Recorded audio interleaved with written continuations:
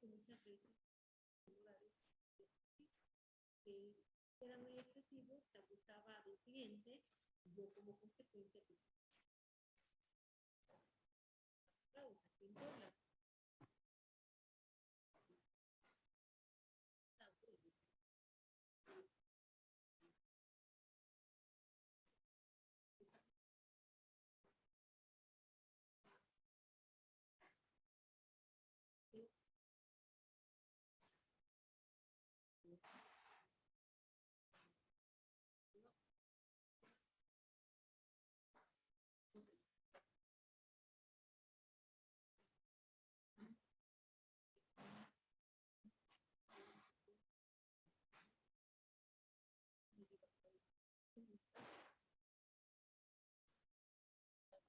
Inteligente, que la persona que va a participar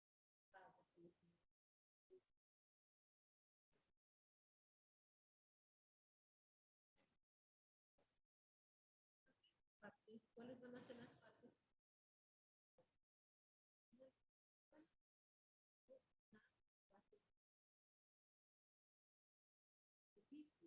Y otro va a ser el cliente, que es el servicio.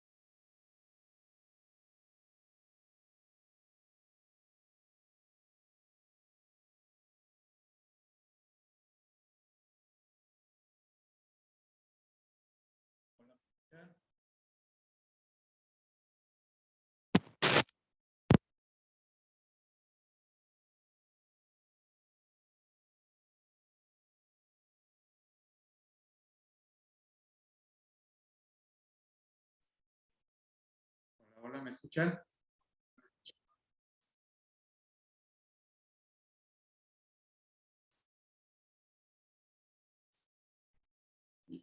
Hola, hola, ¿me escucha? Sí, ya se mueve. Sí, sí se escucha. Gracias.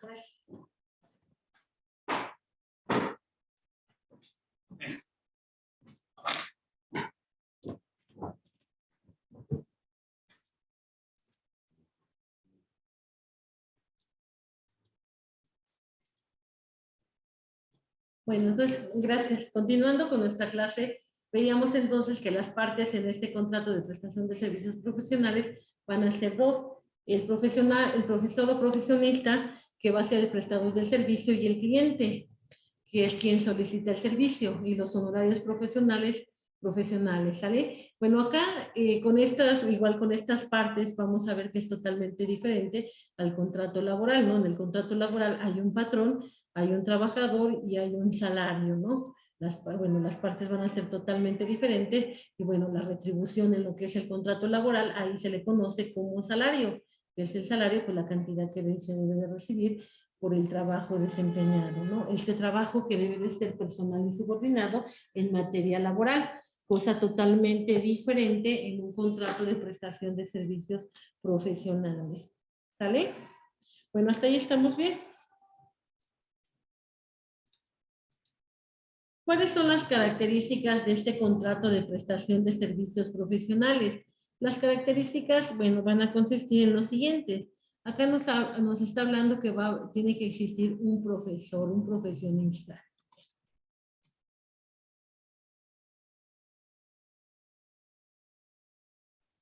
¿Sí? ¿Qué nos quiere decir? Pues el que el trabajo requiere de una preparación específica, de una especialización. Acá también este contrato es consensual. Para que el documento tenga validez, tenemos que las dos partes deben de estar conformes con todas las condiciones estipuladas en el contrato. Si está tu firma, es que tú estás consciente de lo que estás firmando, ¿no? Estás de acuerdo con lo que está estipulado en el contrato. Pero de ahí también regresamos al mismo punto, ¿no? Al punto que rige todos los contratos. Si bien hay libertad contractual, hay libertad entre las partes pueden establecer todo lo que ellos quieran en su contrato. Bueno, sí, pero estas obligaciones, estos derechos, pues deben de ser acorde a la materia del contrato, ¿no? Al objeto del contrato. No pueden excederte en los costos o en el porcentaje que tú cobres, ¿no? Decíamos en clase pasada, ¿no? Que hay muchos abogados, por ejemplo, en los asuntos laborales, ¿no? Que cobran el 40%, ¿no? O hay otros abogados, por ejemplo, en una sucesión intestamentaria, que te cobran un porcentaje de acuerdo al valor del inmueble que se va a pelear en la sucesión intestamentaria, ¿no? Ahí los costos son muy excesivos, ¿no? O bueno, no sé también si no han escuchado, en muchas ocasiones dicen, no saben que me llegó un asunto, un X abogado, y de ese asunto, y yo eran varias propiedades y le tuve que pagar por una propiedad. Bueno, pues toda esa situación, igual, si en el contrato, si bien es cierto que hay libertad contractual, hay autonomía en las partes, pero bueno, está igual, todo esto va a estar regulado, ¿no? Incluso veíamos en la clase pasada, ¿no? Por lo que hace a la ley de aranceles de lo que se le tiene que pagar a los abogados, veíamos, ¿no? Que en el caso de que aunque no se hubiera estipulado, no existiera un contrato de prestación de servicios profesionales, bueno, igual si el cliente considera que tú te estás excediendo en el cobro de tus honorarios, pues igual le podrá solicitar a la autoridad correspondiente que regule este cobro de honorarios a través de esta ley, de la ley de aranceles, ¿no? ¿Ok? Bueno, es bilateral. Otra característica del contrato es bilateral. El pacto, tenemos, o el acuerdo, va a repercutir entre ambas partes.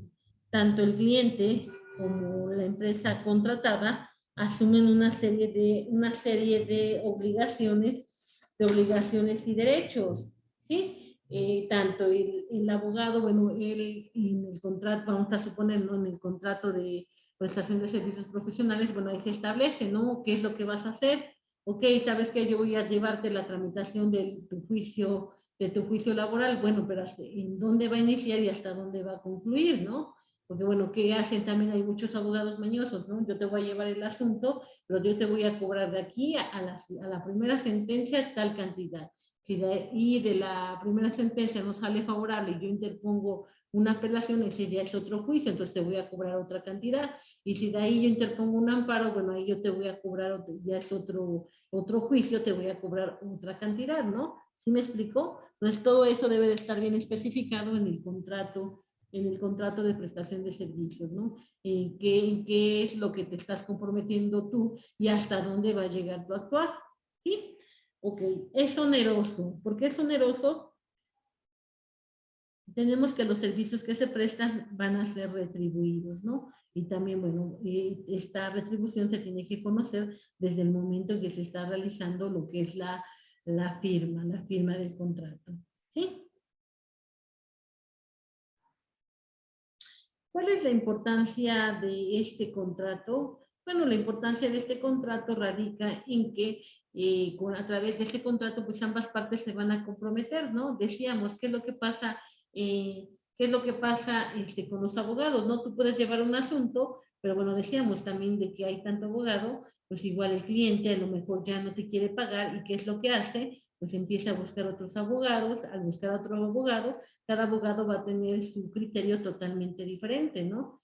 Sí, bueno, ahí hay muchos abogados muy mañosos, ¿no? Que con tal de quedarse con el asunto que estaba llevando otro abogado, pues empiezan a mencionar al cliente que realmente no está trabajando como debiera, ¿no? Y bueno, confundiendo al cliente y de esa forma obteniendo lo que es un nuevo abogado y haciendo a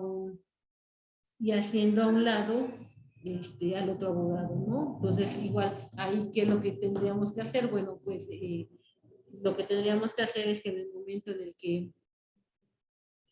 el que tú vas a llevar un asunto, pues firmar el contrato, porque igual al existir un contrato y a no cumplirlo alguna de las partes, pues podemos acudir ante la autoridad correspondiente para que realice o se lleve a cabo el cumplimiento de lo establecido en este contrato, ¿sí? Esa sería la ventaja de que firmáramos un contrato.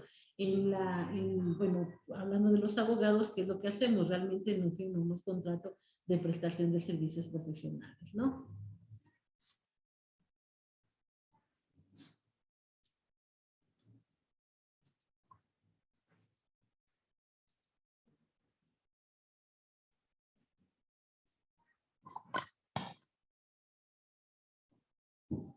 ¿Cuáles son los elementos esenciales? Acá tenemos, vámonos a los elementos esenciales, tenemos el consentimiento, el objeto y la solemnidad, ¿recuerdan? Son los elementos esenciales de cualquier contrato.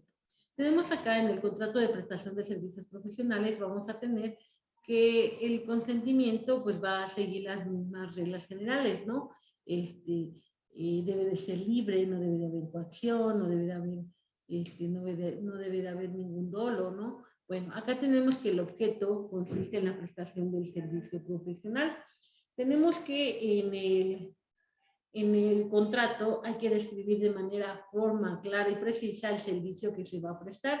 No solamente indicar de que se trata de servicios jurídicos, contables, de administración, de asesoría, entre otros. No, hay que especificar bien, porque decíamos, ¿no? En el momento en el que alguna de las partes no quiera cumplir con lo establecido en este contrato, bueno, podemos acudir ante la autoridad correspondiente para que obligue a la otra parte a cumplir con lo establecido en el contrato. ¿Sale? Ok.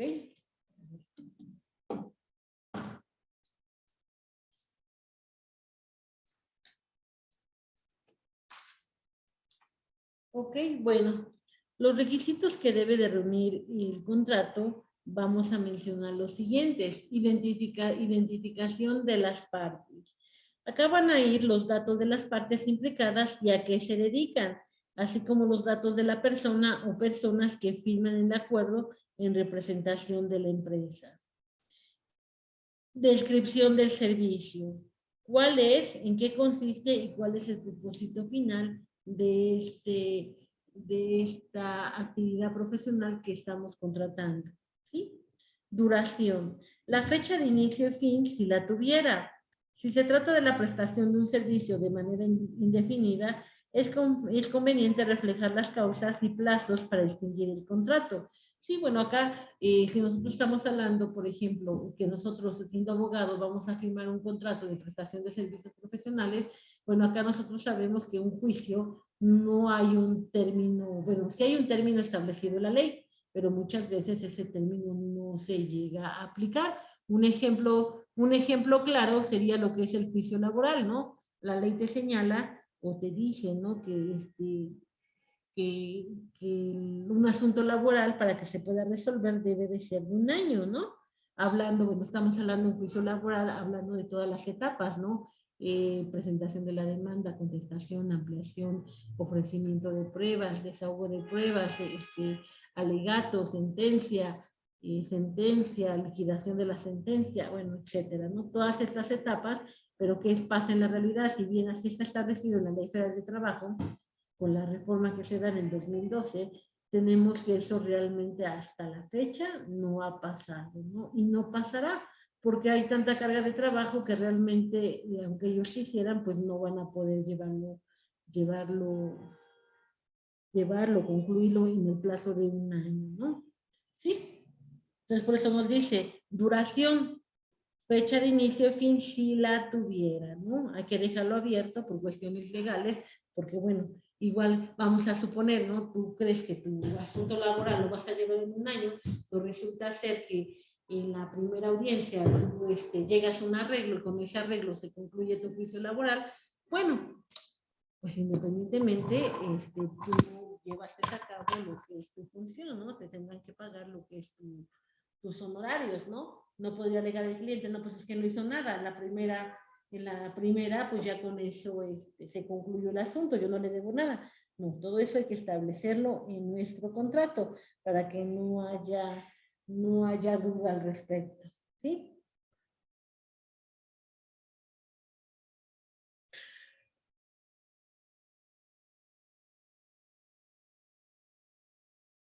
Otro requisito del contrato, vamos a hablar de la retribución.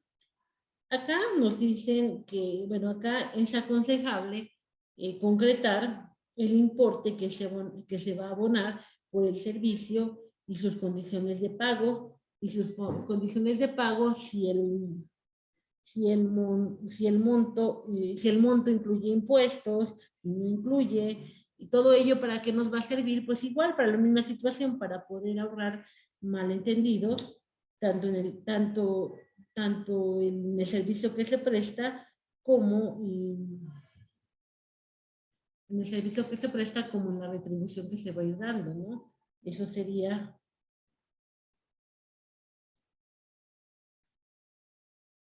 en la retribución, ¿no? ¿Ok?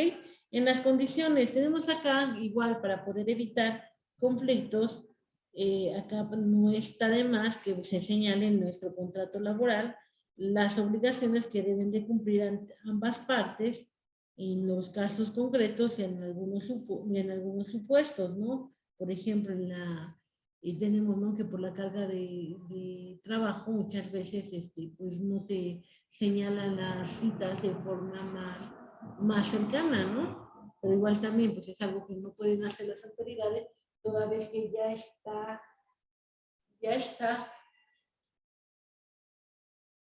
están al tope con las diligencias por la carga de trabajo que tienen, ¿no? Incumplimiento. Debe acordarse cuáles son las consecuencias que va a conllevar el incumplir las cláusulas establecidas en el contrato, ¿no? Vamos a suponer, llevamos un asunto laboral, ¿no? Un asunto laboral, bueno, ya se tardó, pero pues no es por cuestiones imputables al abogado, ¿no? Sino igual por la carga de trabajo. Bueno, ahí igual se va a tener que señalar, ¿no? ¿Qué va a pasar si en determinado momento hay un incumplimiento por ambas partes? ¿Sí?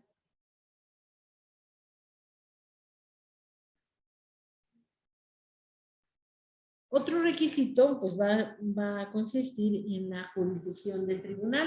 Este es igual que en cualquier tipo de contrato, ¿no? Recuerden que ahí se señala, ¿no? En caso de incumplimiento del contrato, ¿cuál va a ser la autoridad que va a ser competente para poder conocer de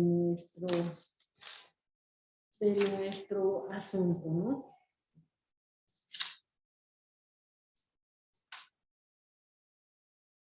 Firmas.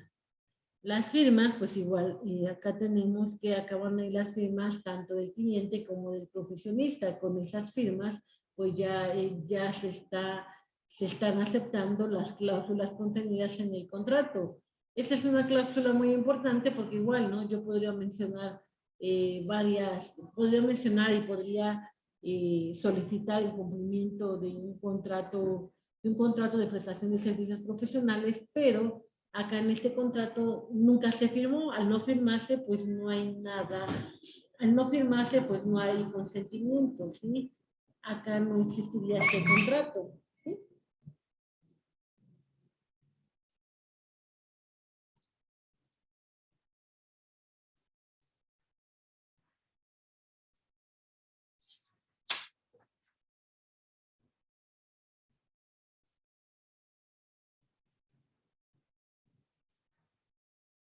Derechos y obligaciones del profesor. ¿Cuáles son estos derechos? Bueno, tenemos que, bueno, derechos y obligaciones. ¿En qué consistiría? Bueno, una obligación del profesor es actuar con ética, realizar el trabajo encomendado con diligencia, pericia y buena fe en los términos y tiempos preestablecidos. Esa sería la obligación, ¿no? Por parte del profesional que se debe de conducir con rectitud, ¿no? Debe de poner sus conocimientos a nuestro servicio, porque nosotros desconocemos qué es lo que se tiene que hacer, ¿no? Y la obligación va a consistir en la retribución pactada en los términos que se hayan concretado, ¿sí?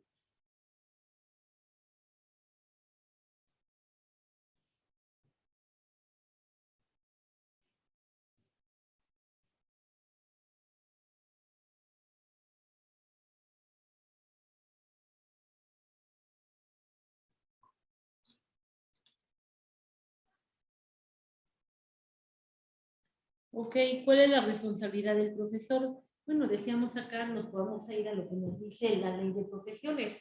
Acá señala que para poder ejercer cualquier profesión se requiere estar en pleno goce y ejercicio de los derechos civiles y poseer un título legalmente expedido y debidamente registrado y obtener de la Dirección General de Profesiones la patente para su ejercicio. ¿Sí? Eso es lo que nos dice la ley de profesiones. Tenemos en la pantalla lo que dice el artículo 25 de esta ley de profesiones y ahí nos señala estos requisitos, ¿no?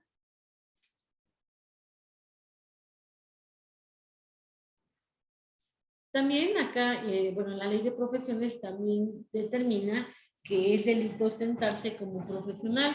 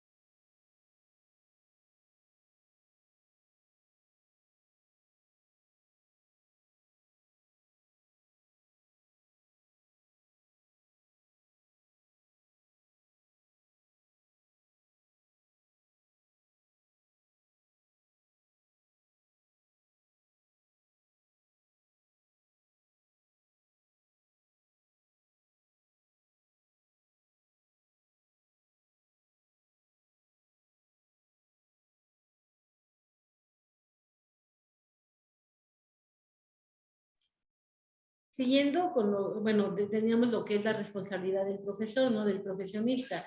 Decíamos que esta responsabilidad también es muy, decíamos que ahora ya está, por ejemplo, muy vigilado, ¿no? Por ejemplo, por lo que hace nuestra profesión, ¿no? De abogados. Tenemos que igual ya está más reglamentado, ¿no? Si nosotros recordamos mucho tiempo atrás, por ejemplo, cualquier persona podía litigar, ¿no? Cualquier persona que aunque nada más hubiera estudiado unos cuantos semestres de derecho, ya podía llevar unos asuntos, ¿no? Incluso hasta eran los que tenían más asuntos, ¿no? Que un abogado titulado con el título registrado en el Tribunal Superior de Justicia del Estado de Puebla, ¿no? ¿Y qué pasó? Bueno, se fueron haciendo reformas a la ley y, por ejemplo, ahora para que tú puedas llevar algún asunto acá en el estado de Puebla, pues primero necesitas ser abogado, ¿no? Necesitas estar, contar con la cédula profesional y necesitas estar inscrito necesitas estar inscrito tu título y tu cédula profesional en el Tribunal Superior de Justicia del Estado de Puebla, ¿no? Para que así tú puedas trabajar, ¿no? Tú puedas patrocinar un asunto, ¿sí? Así nos dice la ley. Pero también esa es una forma de proteger a los abogados que realmente son abogados, ¿no? No aquellas personas que se quedaron truncas en la carrera, ¿no? Pero bueno, ok. Pero también es una protección, pero también es una responsabilidad, porque también la propia ley, el Código Penal del Estado de Puebla también señala, ¿no? Lo que es la responsabilidad profesional para abogados, ¿no? Para abogados,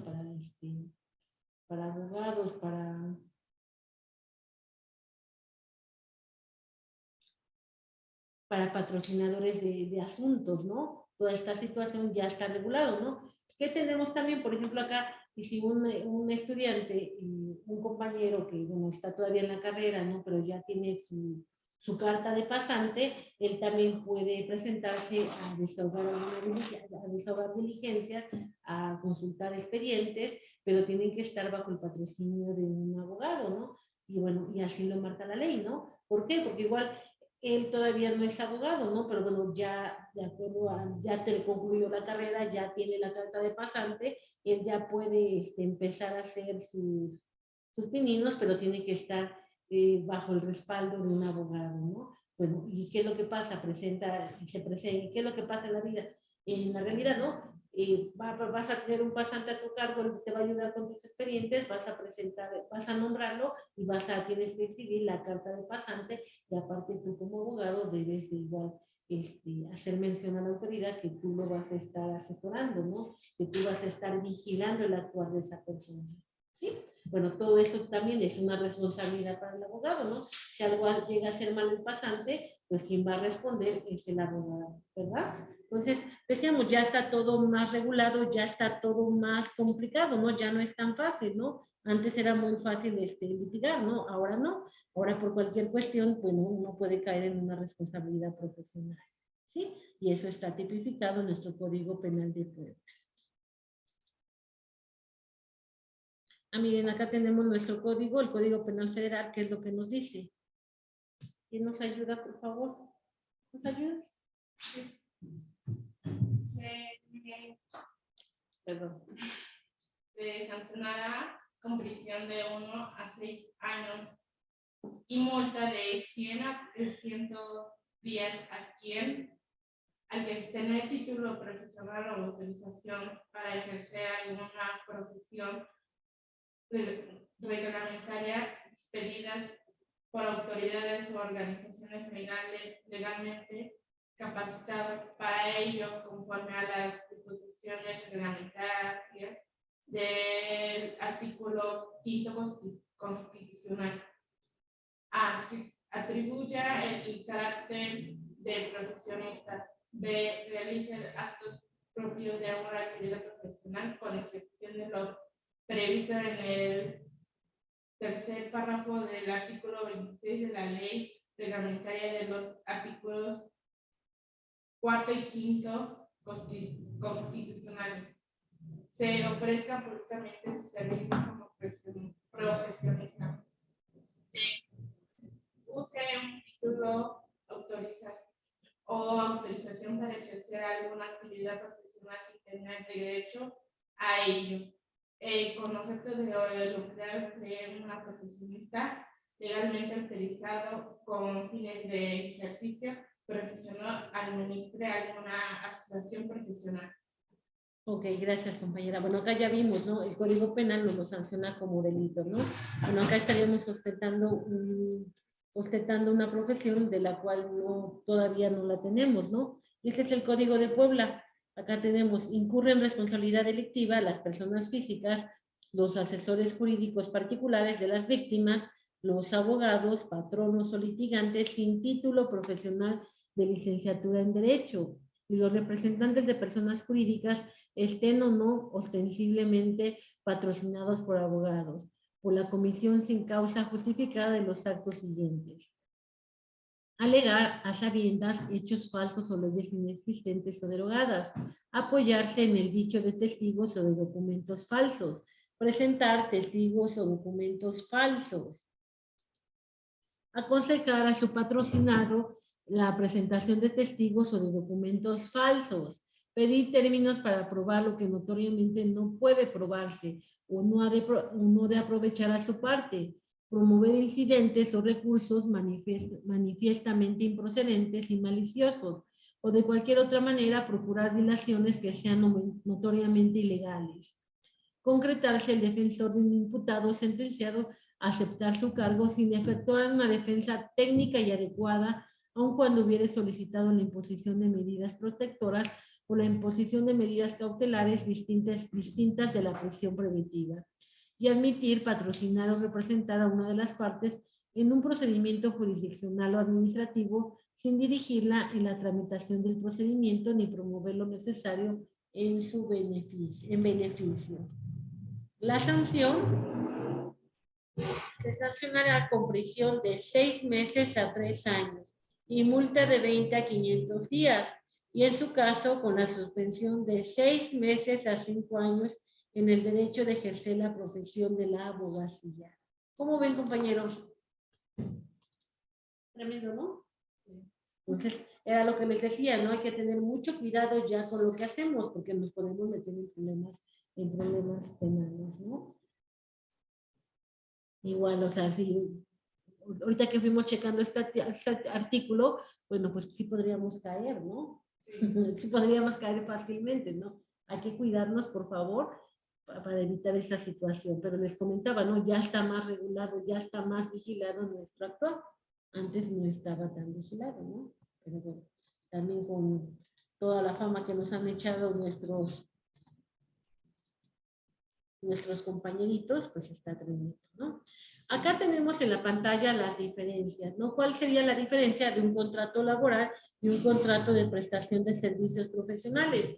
Tenemos el contrato laboral, deberá ser prestado en forma personal. Prestación de servicios profesionales no siempre se presta en forma personal.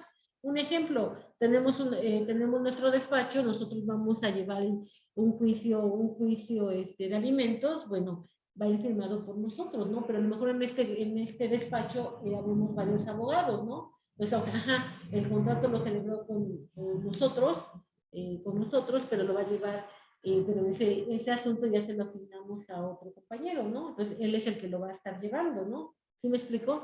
Entonces, acá tenemos que esta prestación de servicio profesional no se va a prestar de forma personal, ¿no? Porque, bueno, en este despacho, bueno, vamos a suponer, nosotros somos el titular del despacho y tenemos a 5 abogados a nuestro cargo, ¿no? A 5 trabajadores. Nosotros celebramos el contrato de prestación de servicios con el cliente, pero quienes van a desahogar las diligencias no vamos a hacer nosotros, sino van a ser nuestros abogados que tenemos contratados. ¿Sí me explico? Entonces acá el trabajo lo vamos a realizar, pero no lo vamos a realizar de forma personal, cosa que en el contrato laboral te exige que el trabajo debe de ser prestado en forma personal. ¿Sí?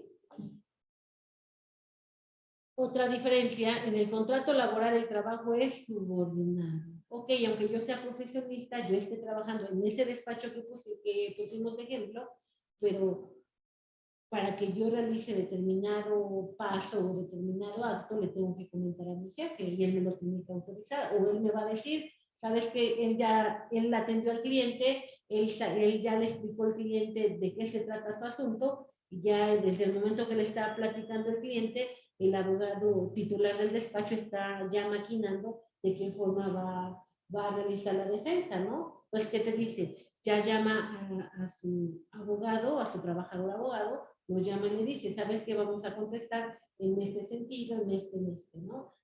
Es un juicio de alimentos, las hijas ya son mayores de edad, hay que solicitar que se gire oficio a las universidades para ver cuándo concluyeron sus estudios. Chécate en la página de la SEP, se aparece el nombre de los hijos del señor, y si ya aparecen con cédula profesional, ¿no? ¿Sí me explicó? Sí. Acá entonces ya estamos hablando, acá hay un contrato laboral, el trabajo es subordinado, nuestro abogado, él va a poder proponer, claro que va a poder proponer, ¿no? Pero quien va a dar la última palabra va a ser el titular del despacho, ¿no? ¿Sí? En una prestación de servicios profesionales no hay subordinación, porque estamos hablando del profesional, del profesionista, del que tiene los conocimientos, ¿no? Él va a realizar su trabajo de acuerdo a sus conocimientos, ¿no? Un ejemplo, nosotros somos abogados, llevamos nuestro asunto y vamos a contratar un perito ¿qué les gusta? En medicina forense, ¿no? En medicina forense. Ok, nosotros podemos haber ya leído, pero no tenemos el conocimiento que tiene el médico, ¿verdad? Entonces nosotros vamos a contratar al médico para que nos dé un peritaje, vamos a firmar nuestro contrato de prestación de servicios profesionales. ¿Cuál va a ser el trabajo del médico? Pues nos va a hacer un peritaje, ¿no? ¿Sí? Pero donde va a utilizar todos sus conocimientos, pero yo no le puedo decir, ¿sabes qué? Quiero que le pongas A, B, C, ¿verdad? No, porque nosotros no sabemos. Quien conoce su área es él es el profesional, el profesionista, ¿sí? En el contrato laboral, el trabajador no requiere de una preparación técnica, y en el contrato de prestación de servicios profesionales, el profesor sí requiere de un título, ¿no? Sí, si estoy diciendo va a ser un perito en medicina forense, bueno, tengo que acreditar primero que es médico y luego que tiene la especialidad en medicina forense, ¿no? Si no, no me lo van a admitir, ¿verdad? Otra diferencia en el contrato laboral nos dice, la prestación de trabajo se realiza en el domicilio del patrón. Claro, ¿no? Soy abogado, me contrató el IMSS, pues bueno, él me va a decir en dónde voy a desempeñar mi trabajo, ¿verdad? Cosa que no pasa con el profesionista. El profesionista, si estamos hablando de acá, del que contratamos al médico legista para que nos dé un dictamen, él se va a tener que desplazar como él pueda, ¿no? ¿Sí? No tiene que estar en nuestro despacho, él se va a desplazar, él va a tener que realizar su trabajo y no lo tenemos que andar trayendo nosotros, o mucho menos lo tenemos que tener bajo nuestra vigilancia, ¿no? Ahí estamos bien. 6. Contrato laboral. La responsabilidad por actos del trabajador ante terceros es de la empresa. ¿Sí? Si estamos diciendo que tenemos nuestro despacho y contratamos abogados, bueno, lo que esté mal va a ser responsabilidad de nosotros, ¿no? ¿Sí? Porque nosotros somos los que llevamos la batuta, por así decirlo, ¿no? Y nos dice, la responsabilidad del profesor es personal. Claro, si acá tenemos que el profesor, teníamos un plazo, ¿no? Para emitir lo que era el dictamen, ese plazo se le hizo saber al perito, y el perito hace caso omiso, le dan 3 días para presentar el peritaje, y él dice que en 3 días no lo puede presentar, lo va a presentar en el 5º día. Bueno, ahí ya va a haber problemas, ¿no? Porque el peritaje se está presentando fuera del tiempo. Entonces ahí cuando van a ser las consecuencias, pues ya perdimos el asunto, ¿no? Ahí le podríamos reclamar daños y perjuicios al profesionista, ¿no? Porque no llevó a cabo su trabajo de acuerdo como le habíamos invitado, como se había establecido en el contrato de prestación de servicios profesionales.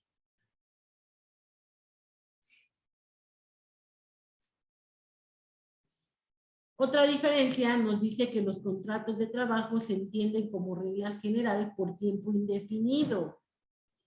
Decíamos que esa sería una aspiración que todo trabajador desea, ¿no? Que su contrato sea por tiempo indefinido. Si nos vamos a los principios generales del derecho, nos habla del derecho laboral, nos habla de la estabilidad laboral.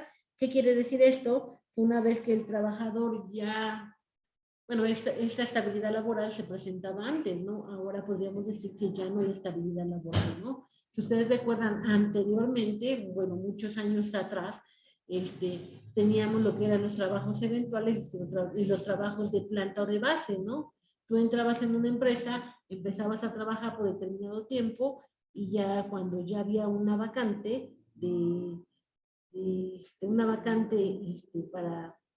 por tiempo indefinido, ya tú ocupabas ese puesto y bueno, ya sabías que ese puesto era tuyo y que tú lo ibas a perder hasta el momento que se acabara tu vida laboral, ¿no? Cosa que ahora no pasa, decíamos, ¿no? Ahora cada contrato, los contratos son por 1 año, por 6 meses, por 3 meses, ¿no? ya no hay estabilidad laboral. ¿Qué sería lo que todos desearíamos? Pues esto, que hubiese estabilidad laboral, ¿no? Pero bueno. Los contratos de prestación de servicios profesionales tienen un plazo. Si nos va a hacer un peritaje, bueno, ¿cuál es el plazo que podríamos ponerle? A lo mejor de aquí a que se presenta a aceptar el cargo, de aquí a que lo entrega, ¿no? 20 días, un mes podríamos establecer, ¿no? Puede haber, ahí sí va a haber un plazo o una fecha de vencimiento. En el contrato laboral, las controversias que se susciten entre patrón y trabajador se van a tener que ventilar ante la Junta de Conciliación y Arbitraje o bien, de acuerdo a la última reforma, ante los tribunales laborales, ¿no? Sí, bueno, eso, ahí es donde se va a tramitar estas controversias entre patrón y trabajador en un contrato laboral.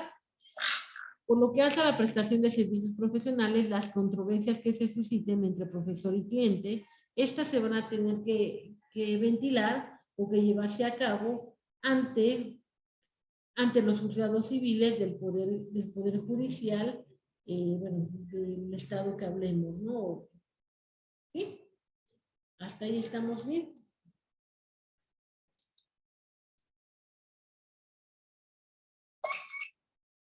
Bueno.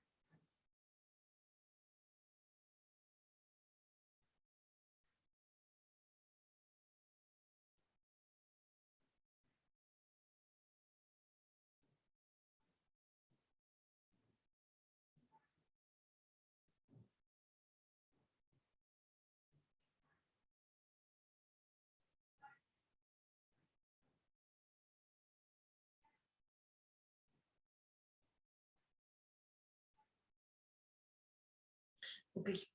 Vamos a hablar ahora del contrato de prestación, del contrato de precio alzado y contrato de hospedaje. También estos contratos entran como los contratos de prestación de servicios profesionales y vamos a ver por qué. ¿Ok? ¿Nos ayudas, por favor, Michelle? Sí. Contrato de precio alzado es aquella por virtud de cual una persona llamada empresario se obliga a ejecutar una obra en beneficio de en beneficio de otra llamada dueño o propietario, quien a su vez se obliga a pagar por ella un precio cierto. Fundamento artículo 2533 al 2566 del Código Civil de Puebla.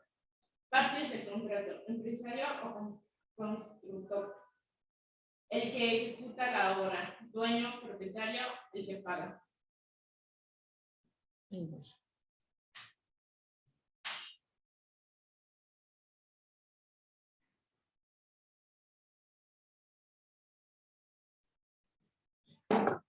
Acá tenemos entonces, es un contrato, ¿no? Regresamos al mismo punto, es un acuerdo de voluntades. Acá vamos a encontrar en ese contrato presupuestado en qué consiste. Acá tenemos a una persona, esta persona va a contratar los servicios de un profesionista para que le realice una obra determinada, ¿sí? ¿Qué va a pasar? Esta persona le va a contratar al profesionista, este profesionista va a llevar a cabo toda la obra, ¿sí? Él se va a hacer cargo de todo, el empresario o el empresario, perdón, el dueño lo único que va a hacer es dar el dinero, ¿no? Y el otro va a realizar todo. Él va a contratar a los trabajadores, etcétera, ¿no? Bueno, en eso consiste. ¿Cuál es la ventaja? La ventaja consiste en que acá van a haber trabajadores, ¿no? Trabajadores por parte de la constructora, por así decirlo, o del arquitecto, ¿no? Ok, pero esos trabajadores son trabajadores del arquitecto de la constructora, no son trabajadores del dueño, ¿no? Si llegara a haber un accidente laboral, ¿a quién le correspondería checar eso? Sería la constructora, ¿verdad? No al dueño del inmueble. Pues esa vendría a ser una ventaja, porque pues, cuestión contraria, que lo que pasa, pues toda la responsabilidad sería para el dueño, ¿no? Sí. Entonces, en eso consiste este contrato de precio alzado. Ellos te van a dar los precios, ¿no? En este contrato de precio alzado se va a estipular, ¿no? En qué va a consistir la obra, cuáles van a ser los tiempos, cuál va a ser el material, el costo, etcétera, ¿sí? ¿Sí me explicó? Por eso nos dice, acá van a haber dos partes. ¿Cuáles van a ser las partes? El empresario constructor, ¿no? El que ejecuta la obra. Acá puede ser el arquitecto, puede ser el ingeniero, etcétera, ¿no? El dueño es el propietario, es nada más va a consistir su obligación en pagar, nada más. ¿Está bien?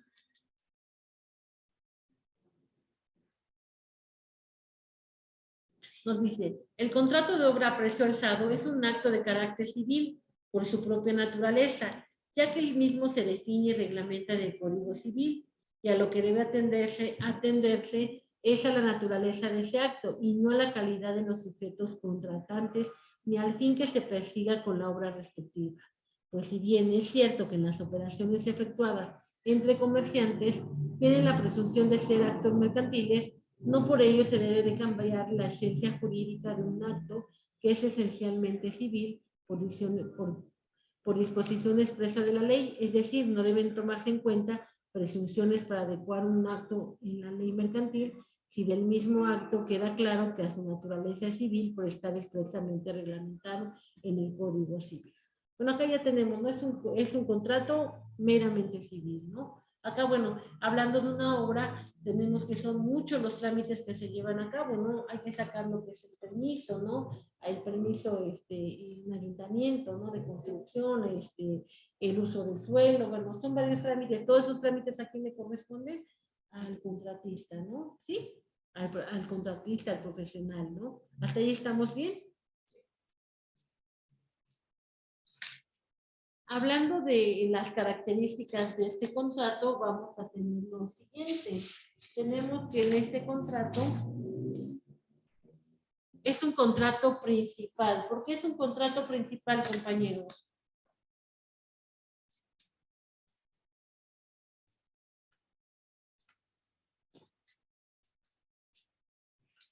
¿No?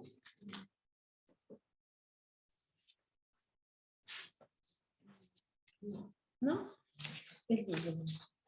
Vamos a ubicarlo.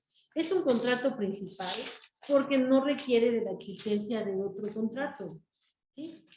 Él existe, él vive por sí solo. No necesita tener un contrato anterior. Un contrato previo no lo necesita, ¿verdad? ¿Sí? ¿Hasta ahí estamos bien? Es un contrato bilateral. Es un contrato bilateral porque debe de haber un acuerdo de voluntades. ¿Sí? Un acuerdo de voluntades deben de ponerse de acuerdo tanto el dueño como el contratista, ¿no? ¿Ok? Decimos también que es un contrato consensual.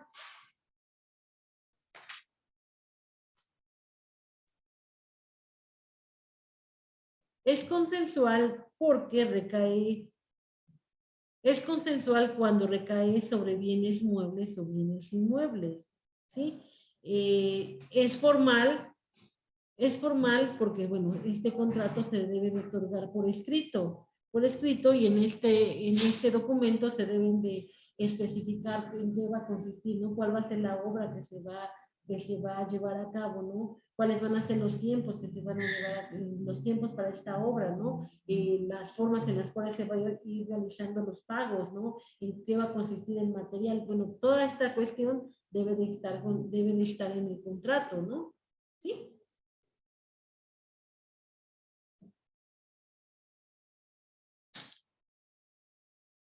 Es de tracto sucesivo. ¿Por qué, compañeros?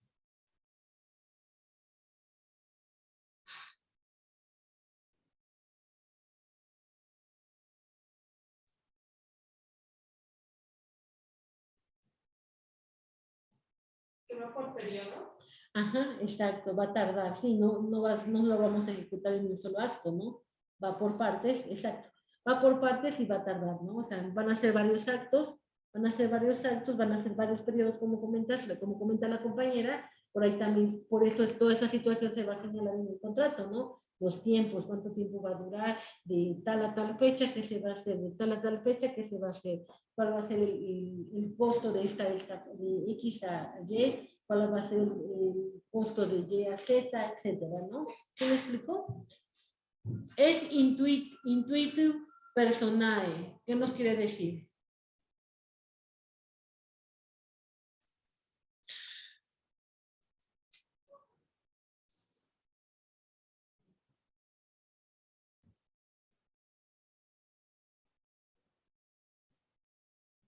Intuite personae.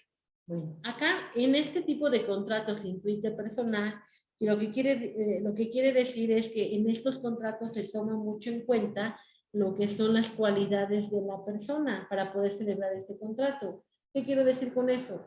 Nosotros no vamos a contratar a cualquier persona para que venga y nos haga una obra, ¿verdad? Necesitamos saber a quién vamos a contratar, necesitamos ver cuáles son las cualidades de esta persona, ¿no? Cuáles son los trabajos que ha realizado. Porque, bueno, imagínense, estamos hablando de una obra, no podemos dárselo a cualquiera, ¿no? Entonces, por eso acá nos dice que es un contrato intuite personal, porque tiene mucho que ver la persona, ¿no? Las cualidades de la persona, ¿sí? No se lo vamos a dar a cualquiera. Vamos a investigar bien quién es, cuáles son los trabajos que han hecho, para que en base a ello nosotros le demos la obra, ¿no? ¿Ok?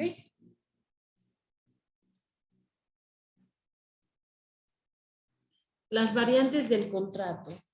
El contrato se puede presentar de la siguiente forma. Puede ser un contrato de trabajo, que acá va a ser cuando el empresario pone únicamente su trabajo bajo la dirección y dependencia del patrón, y este está regulado por la Ley Federal de Trabajo, ¿sí?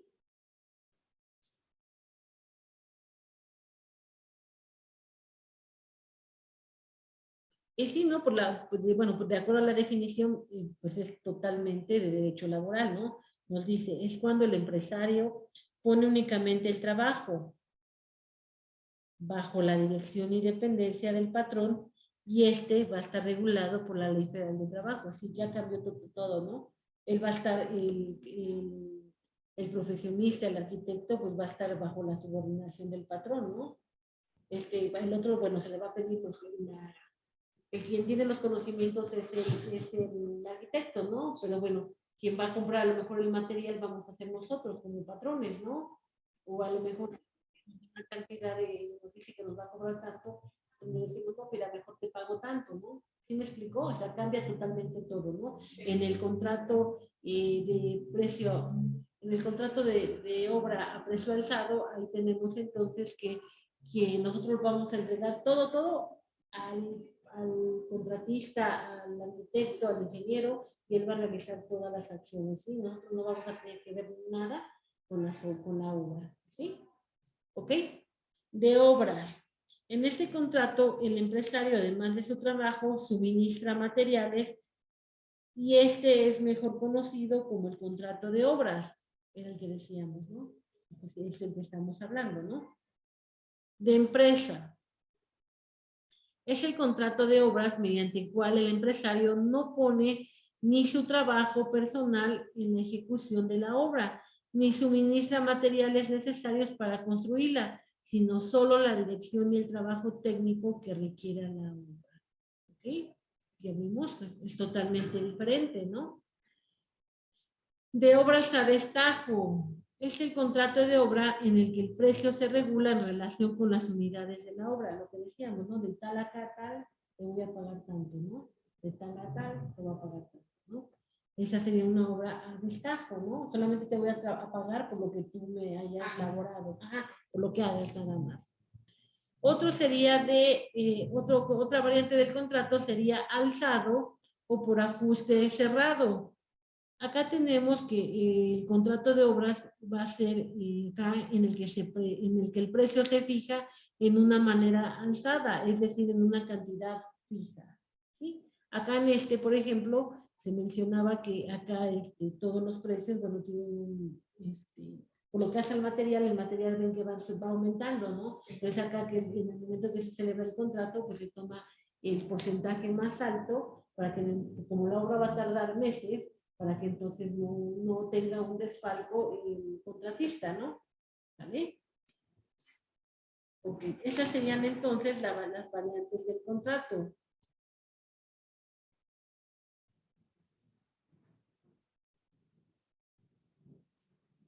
Ok.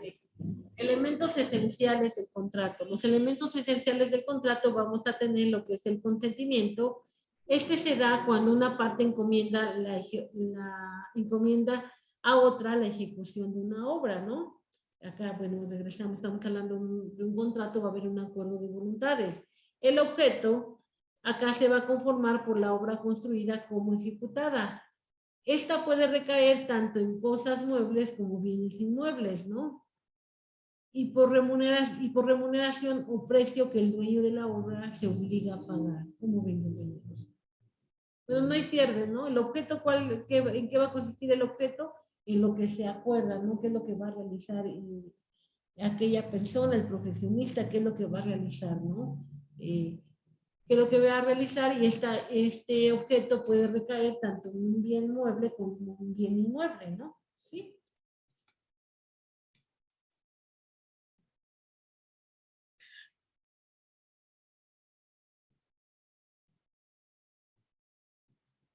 Elementos de validez. Para que pueda funcionar este contrato necesitamos que los elementos de validez debe de haber una capacidad. Acá tenemos que las personas, bueno, acá nos vamos con la capacidad de ejercicio, ¿no? Deben de ser mayores de edad y estar en pleno uso de sus facultades mentales para poder celebrar este contrato, ¿no? La forma.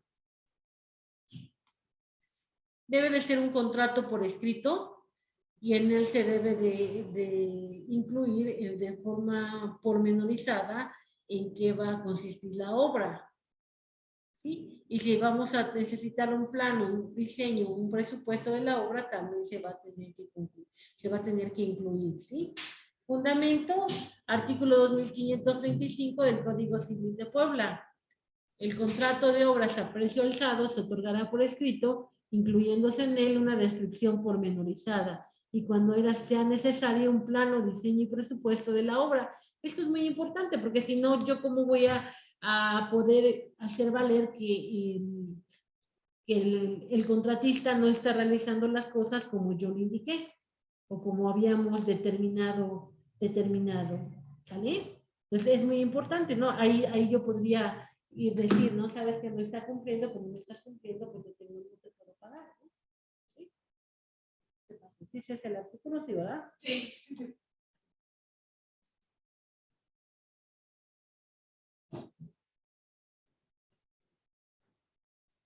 ¿Cuáles son las obligaciones del empresario? Tenemos acá que la primera obligación que tiene el empresario es la de ejecutar la obra de acuerdo con el plano, con el diseño o con el presupuesto para la ejecución. Todo esto que se pactó en el contrato de obra a precio alzado, ¿no?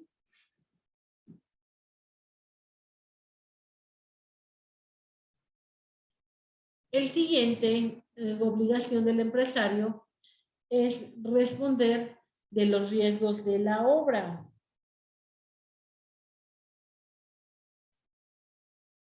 Claro, porque decíamos, nosotros como dueños del inmueble, nosotros lo único que estamos haciendo es entregándole el dinero. Él tiene que responsabilizarse de todo, ¿no? Sí.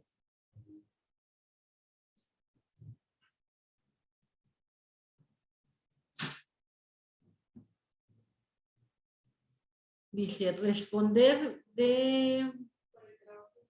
por el trabajo ejecutado por personas que ocupe. Si decíamos, ¿no? Acá, por ejemplo, vamos a suponer, lo contratamos para realizar una remodelación en la casa, ¿no? En nuestra casa, o un cuarto. Bueno, son trabajadores, ellos no son nuestros trabajadores, nosotros somos el dueño, nosotros firmamos un contrato de obra a precio alzado, ahí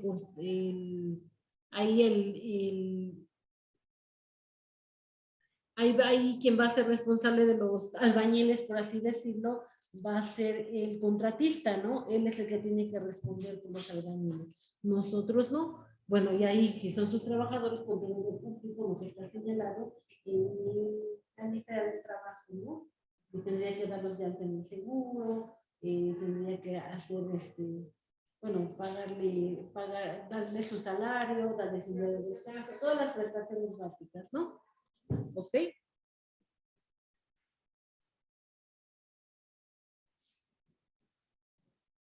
¿En cuál estábamos? ¿En este?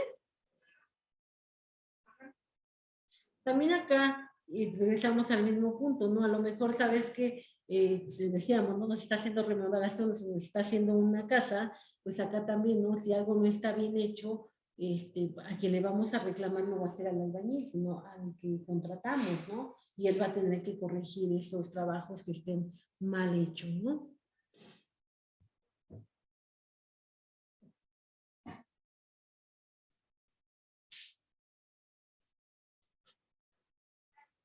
Nos dice que también van a responder por la inobservancia de las disposiciones municipales o bien de la policía. A esta obligación, bueno, fundamento lo encontramos en el Código Civil. En el Código Civil nos menciona que los empresarios o constructores son responsables por la inobservancia de las disposiciones legales, reglamentarias o de policía, ¿no? Acá era lo que decíamos, ¿no? Para poder realizar una construcción, pues necesitamos varios permisos, ¿no? Que bueno, no la mayoría no lo sacan, ¿no? Pero bueno, tendríamos que sacarlos, ¿no? Si nos clausura nuestra obra, ¿a quién le corresponde? Pues es obligación del contratista, no del dueño, ¿no? Entregar la obra al dueño.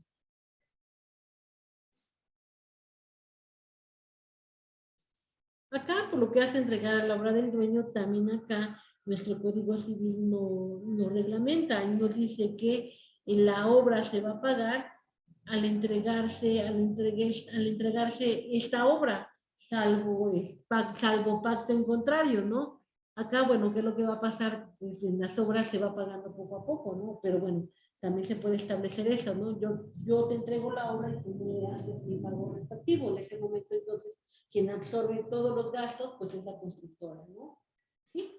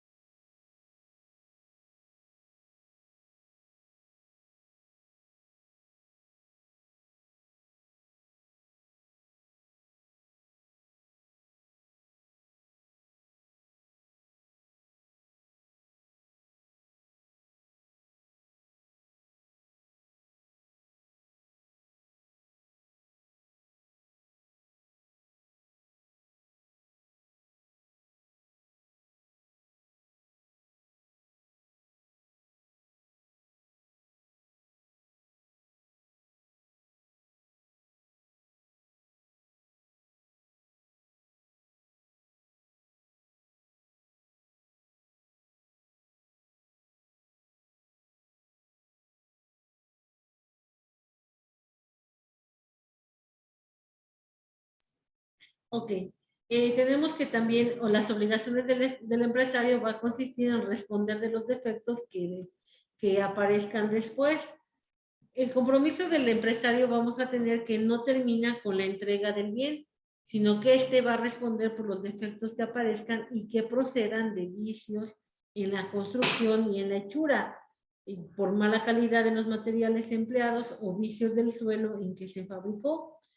Se encuentra exento de responsabilidad el empresario cuando le haya dado a conocer estos defectos al dueño, ¿no? Y el dueño haciendo caso omiso a esta observación, él haya dicho que continuara la obra, ¿no?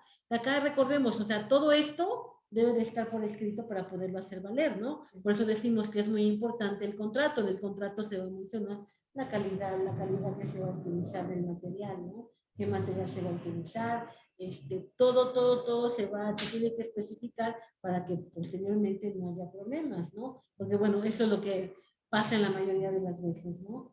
Que bueno, ejemplos, pues tenemos un montonal, ¿verdad? Que se supone que contratan para realizar X obras, le van a meter tal material y resulta que al final le meten un material más sencillo, ¿no? Sí. Trayendo como consecuencia, bueno, lo que hemos visto, ¿no? Ejemplos, lo que pasó del metro, ¿no? Allá en la Ciudad de México, ¿no? O lo que cuando tembló y el colegio en donde colapsó el colegio, ¿recuerdan? Sí, el examen, ¿no? Algo así. Sí. Bueno, entonces, realmente, si se dan cuenta, sí hay mucha obligación por parte del empresario. ¿Y cuáles son las obligaciones del dueño? Las obligaciones del dueño es, primero, pagar lo convenido en el contrato, ¿no? En el contrato laboral, esas van a ser la obligación, pagar el precio de lo convenido del contrato. Fundamento lo encontramos en el artículo, pagamos lo que hayamos establecido en el contrato. Otra obligación del dueño es recibir la obra. Fundamento lo encontramos en el artículo 2534 del Código Civil de Puebla.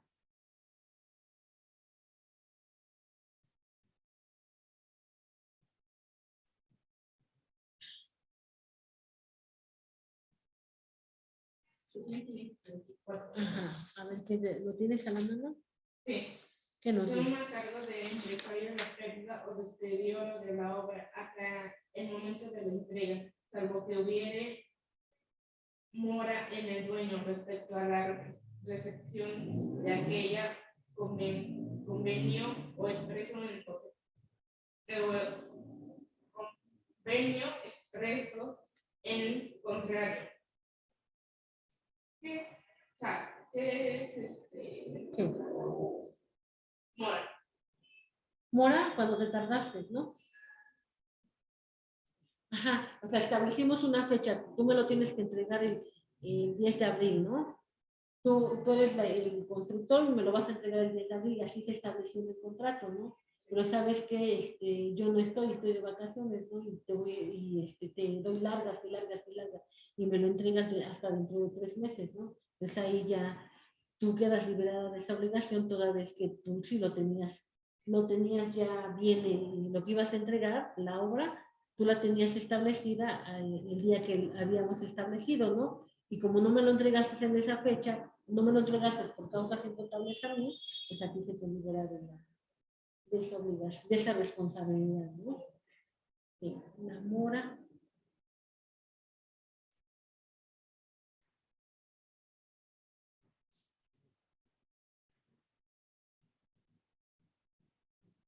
Sí, mora, tardanza en cumplir una obligación. ¿Sí? Okay. Entonces, pero la mora es imputable a la otra persona, ¿no? Dice, son a cargo del empresario la pérdida o deterioro de la obra hasta el momento de la entrega, salvo que hubiere mora en el dueño respecto a la recepción de aquella o convenio expreso en contrario. Sí, un ejemplo, ven que, por ejemplo, ya en mi colonia, ¿no? Construyeron dos casas que estaban bonitas, ¿no? Las construyeron, estaban los aguanes, y así estuvo la obra, ¿no? Vamos a suponer, ahí el constructor ya cumplió con su trabajo, ¿no? Ya está, y acá después, ¿qué será? Como a los 2 meses, se robaron los jaguares, y aparte, se robaron el mobiliario de baño, ¿no? Los muebles de baño, más aparte las ventanas, total, que al final la casa ya estaba fea, ¿no? Y aparte la laminaron, ¿no? Ahí, ¿de quién sería la culpa? A lo mejor que ahí el constructor ya había acabado, ya era la fecha para la entrega y el dueño no lo quiso recibir, bueno, ya ahí entonces son causas imputables al dueño, ¿no? Quien va a tener que hacer las reparaciones convenidas es el dueño, más no el constructor, porque ya había terminado, ¿no? Entonces, cuando se las entregan, tienen que tener un documento Sí. para comprobar que tú ya... Sí, yo ya cumplí, ¿no? Yo ya te entregué dentro del término que me han dado, ¿no? Igual lo mismo pasa, por ejemplo, cuando compras una casa, ¿no? Como lo típico es eso, ¿no? Que o se roban los aguanes o se roban los muebles de baño, antes de que cuando te van a entregar la casa, tú la vas a ver, tú llevas a cabo el contrato, firmas la escritura y todo, pero no te han hecho la entrega todavía. Entonces, ahí, ¿qué es lo que hacen los constructores? Pues entregan, bueno, ponen los muebles de baño hasta ya para entregártela, ¿no? Para que no pase esa situación de que te roben los muebles de baño, ¿no? O igual, por ejemplo, te dicen, ¿sabes qué? Si es una zona peligrosa, te mandan a poner la cerca eléctrica, pero te comentan, ¿no? Que si la quieres, que tú pagues la mitad y la mitad, ¿no? Para que de esa forma ambas partes se protejan, ¿no? Sí. Y si firmas de recibido, ¿no?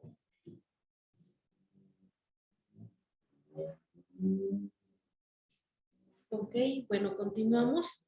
Recibir la obra. El siguiente, obligación del dueño es pagar daños y perjuicios al empresario. Si el dueño desiste de la obra comenzada, vamos a tener entonces que él va a tener que pagar los daños y perjuicios que le ocasiona el empresario, ¿sí? ¿No? Porque por el contrato nosotros ya lo habíamos comprometido, ¿no? Y a lo mejor él ya no se comprometió a llevar otra obra, ¿no? Entonces ahí, pues si nosotros le decimos, sabes que ya no quiero que realices la obra, pues claro que nos van a cobrar daños y perjuicios. Fundamento 2550.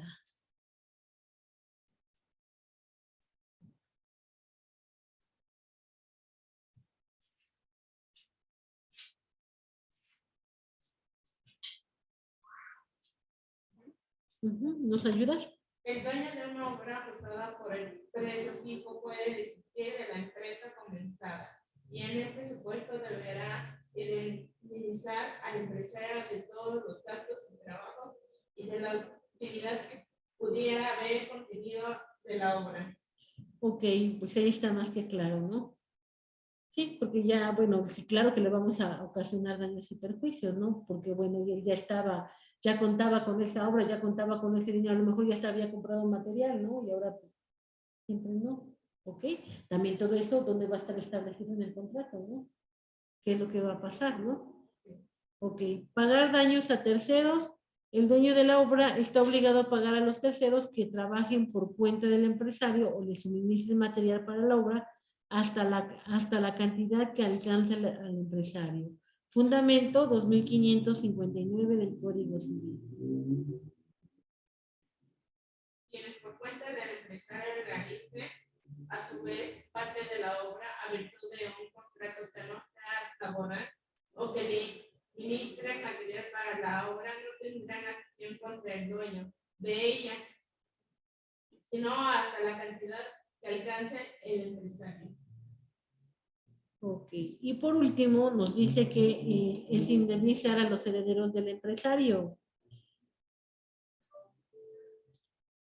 Ok, ¿esto cuándo va a ser? Bueno, tenemos acá que es la obligación para el dueño de la obra es indemnizar a los herederos del empresario del trabajo y gastos hechos en caso de rescisión del contrato por muerte del empresario, ¿no? El fundamento lo encontramos en el artículo 2556. Claro, ¿no? Si ya nos llevaba trabajado el de la obra el 50% o lo que llevara, ¿no? Y él fallece, es por causas ajenas, ¿no? Por esa situación nosotros debemos de pagar a lo que haya realizado, ¿no? ¿Vale? Fundamento, ya lo vimos, decíamos que es el 2556. Dice acá, si el empresario muere antes de terminar la obra, podrá rescindirse el contrato. Bueno, está como consecuencia de la rescisión. ¿Con quién sí, no? Ya es por muerte. Sí. Pero el dueño indemnizará a los herederos de aquel por el trabajo y gastos hechos. ¿Sí? No hay más que pierden, ¿no? ¿Ok? Nos quedamos hasta aquí, compañeros. Nos estamos escuchando en la siguiente clase. Muchas gracias. Que tengan bonito fin de semana. Hasta luego.